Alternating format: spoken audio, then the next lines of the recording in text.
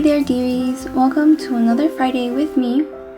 This is June of June Sketches, and today we're going to be doing a Copic painting.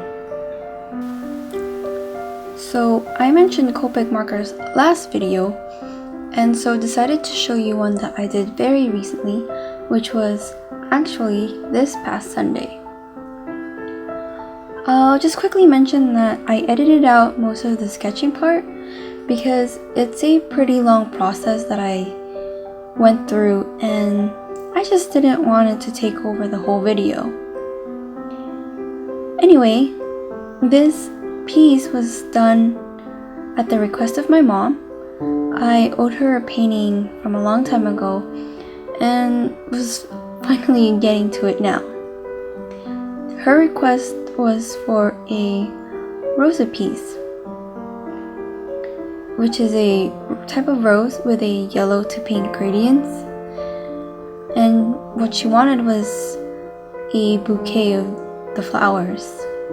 But I actually don't do still life, and so I had to do one that was more true to my style, but still be something that my mom could be comfortable displaying at her workplace. So what I came up with was this female elf, whom I call Peach Rose, and designed her to have a flower crown showcasing a rosa piece, and also other types of roses. For the sketch, I used a 2H pencil because it's easily erasable. And you know me, I love to erase, and someone just messaged me. Sorry for the vibrating noise. Anyway, I also used my Prismacolor Col-erase pencils, light peach and blue, and I also used a red pencil called T56 Frontier Red Pencil. Funny story is I actually found the T56 while I was cleaning my room sometime last month, and I didn't know if the pencil would work the way I wanted it to because it's a pretty old pencil. I actually think that my sister owned this pencil from 5 years ago, and still it's pretty long, almost unused except for the eraser. And actually I love how it works, and I like how it gave me a different color to use because I didn't have a red Col-erase pencil. I only have the light peach and a yellow and the blue, so that was nice. Anyway, the reason why I used all those pencils was because I didn't want my final piece to have any outlines. That's because I've gotten so used to making outlines and relying on that to create the different shapes and not really practicing on my shading. So without the lines, I'm challenging myself, I suppose. And so the pencils I use are either easily erasable or just blends in with the markers that I use later on. I actually think that I planned this piece pretty well. I did a lot of sketches, I did a lot of thumbnails, something I don't really do, and something that I've only been doing now, very recently. Super recently actually. But anyway, I digress. The most difficult part of this piece was differentiating between her skin, the crown, and then her hair. Because when I first designed her, I thought I wanted her to feel just like one of the flowers on her head. And to do that, I opted to color her in similar shades of peach and pink, just off topic right now. I'm sorry for the cars passing by my house. I live near a very busy street. So yeah. Anyway, going back to the colors. When I first decided to use the similar shades of peach and pink, I didn't take into consideration how limited my color spectrum really was in my markers. And the reason for that is the only Prisma markers I have is the ones that I bought from when I had projects, school projects, and then I only have like a handful of Copics that I bought this year. And I bought the Copics because I knew that I'd be comfortable with markers, having worked with Prisma markers before, and that I would really have a lot of fun with it. And like, just reiterating from my previous video that people have been saying that the Copic, the brush tip for the Copics feel just like regular brushes, and I've worked with brushes all my life and just thought, oh, you know, I'm going to be okay with this. That's why I bought them. And you know, sure enough, I was comfortable with Copics and I enjoy drawing with them. Anyway, going back to the painting. I keep getting off topic, sorry. So yeah, I colored her face and her flower and her head pretty much similarly.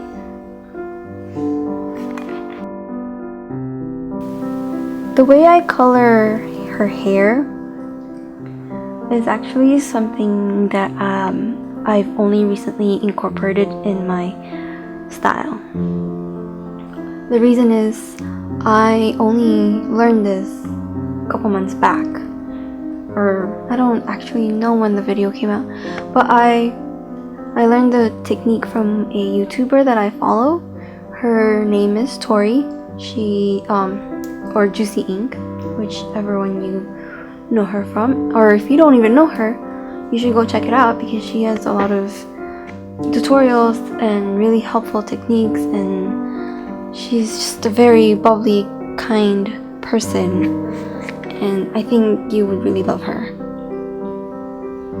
Anyway, I really liked her style of coloring hair and how she explained that doing it in chunks really gives it that depth and makes it feel more realistic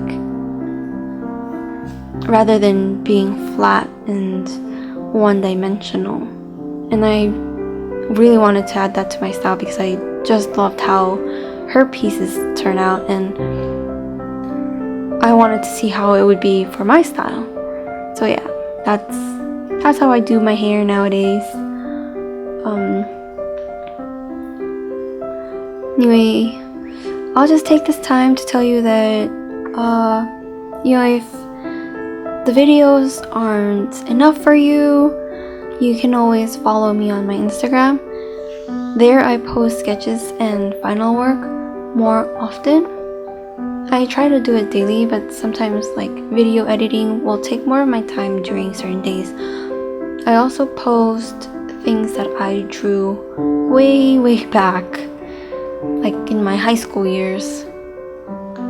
And that's always fun to see, I think.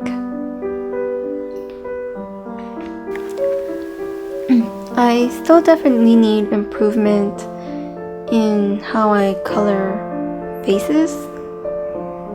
I'm still not comfortable with my anatomy and just being accurate about it. Just because I've never actually focused on it. I mean, even though I know where places go, it's just not something that feels natural to me, I guess you could say that.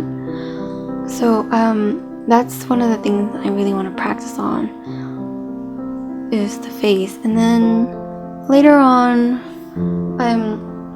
I want to move on to different things and learning how to really incorporate being accurate with my style.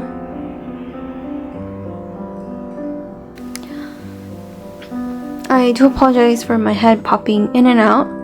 I totally forgot where my camera was and was just so focused on finishing the piece. The yellow lighting also, I apologize for that. I wanted to finish the piece that same day because the more that I worked on it, the more that I feared that if I left it for another day, it wouldn't be as nice, or like the color combinations wouldn't be as pleasing as I thought they were. So yeah, that's why there's the yellow overlay. My lighting sucks and just sorry. Going back to the talk about Prismacolors and Copics, I mentioned that I bought Copics just this year, and actually Copics and my Prisma markers are the most expensive art supplies that I own. Crazy. Actually, a lot of my art supplies are pretty cheap or either given to me. So in the future I do plan to buy myself some artist grade or student grade quality watercolor paints, and I really want to try giving a more saturated look in the same way that I get in my marker pieces.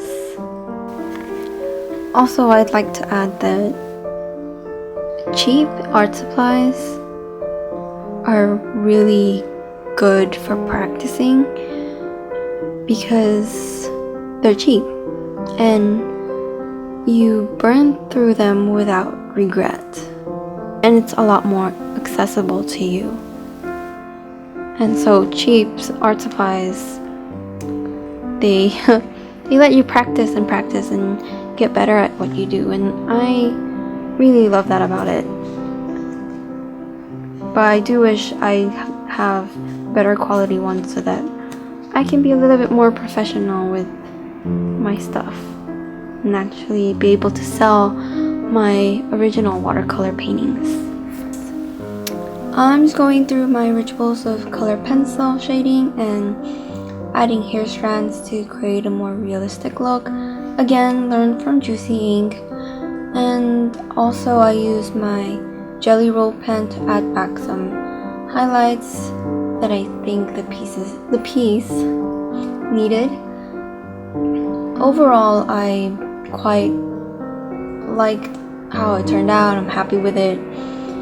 I like the mid-tone feeling, and it's calming to me, and it's just has that mellow feeling to it. So yeah, if you like this video, give it a thumbs up, and if you want to see more, remember to subscribe. Thank you for watching. Bye.